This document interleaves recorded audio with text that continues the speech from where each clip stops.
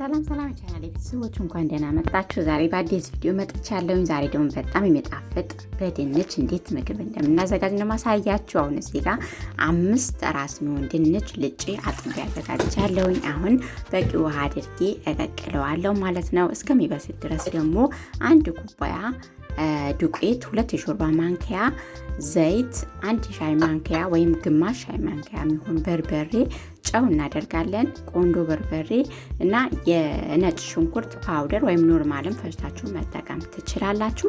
አሁን ውሃ እናበዛም ለምን ዱቄቱ ትንሽ ስለሆነ ማለት ነው። ከዛ እናቦካዋለን። ጉልበት አይፈልግም እርሾ ስለሌለው ለስለስ አድርገን ነው የምናቦካው። ውድ ቤተሰቦች በጣም የሚጣፍጠው ትወዱታላችሁ። ሰርታችሁ ሞክሩትኝ። አሁን ደግሞ ያደረኩትኝ ጥቁር አዝሙድ ነው ማለት ነው። 1 የሻይ ማንኪያ ጥቁር አዝሙድ አድርጌ አሁንም እሽት አድርጌ አስቀምጠዋለሁ ማለት ነው። ይኸው በዚህ መልኩ ለስለስ አድርጌ አቦካዋለሁ። እንደምታዩት በፌስታል ወይም ጨርቅ አልብሰን ቁጭ እናደርገዋለን። አሁን ደግሞ ድንቹ በስሏልኝ በሹኳ ወይም በእንደዚህ አይነት መጨፍለቂያ ወይም መፈቅፈቂያ ካለንም ደግሞ ማድረግ እንችላለን ማለት ነው። ከዛ የፈለጋችሁት አይነት ቅመም ማድረግ ትችላላችሁ። 1 የሻይ ማንኪያ ጨው፣ 1 የሻይ ማንኪያ በርበሬ፣ ቆንዶ በርበሬ፣ ነጭ ሽንኩርት፣ የፈለጋችሁት የምትወዱት ቅመም ማድረግ ትችላላችሁ። ከዛ ደግሞ ቃሪያ ካላችሁ ቃሪያ ማድረግም ትችላላችሁ ማለት ነው። ከዛ 2 የሾርባ ማንኪያ ደግሞ የበቆሎ ዱቄት አደርጋለሁኝ። ከዛ በደንብ አድርጌ አንድ ላይ አዋህደዋለሁኝ።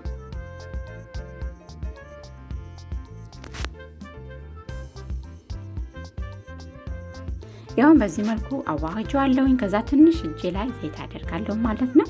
ከዛ ትንሽ ቁንጥር አድርገን በዚህ መልኩ ሮል እናደርገዋለን። ይኸው እንደምታዩት እንደዛ እናበዛ ማለት ነው። ሁሉንም በዚህ መልኩ እንደዚህ አድርገን አስተካክለን እናስቀምጣለን ማለት ነው። አሁን ደግሞ ዱቄቱ ያው ቅድም ያቦካሁትኝ ማለት ነው። ግማሹ 2 ቦታ ነው ያካፈልኩትኝ። ቀጠን አድርጌ እዳምጠዋለሁ ማለት ነው።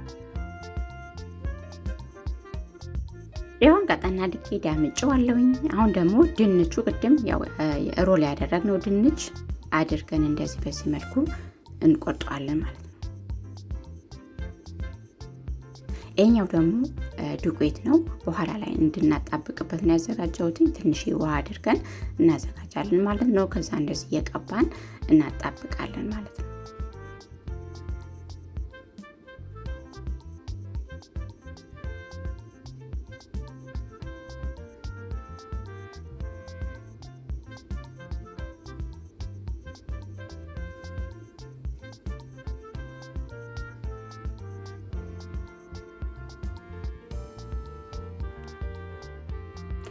አሁን ዘይትም ጥጃለሁኝ ሙቋልኝ ማለት ነው። አሁን ያዘጋጀነው ድንች እናደርጋለን። ተሩቱሩ ብለን ደግሞ እንገለባብጠዋለን ማለት ነው እንዳያረብን።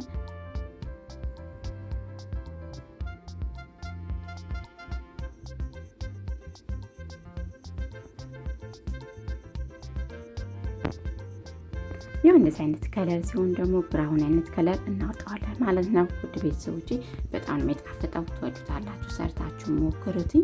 ለራህመቱ ደግሞ አዲስ ሆናችሁ ሰብስክራይብ፣ ላይክ፣ ሼር በማድረግ አበረታቱኝ። ያው እዩትኝ። አሁን ከቸብ ወይም ከቸብ በማዮ ቀላቅለን መብላት እንችላለን። ውድ ቤተሰቦቼ የዛሬ ቪዲዮ ይህንን ይመስል ነበር። ለነበረን ቆይታ ከልብ አመሰግናለሁኝ። ባባይ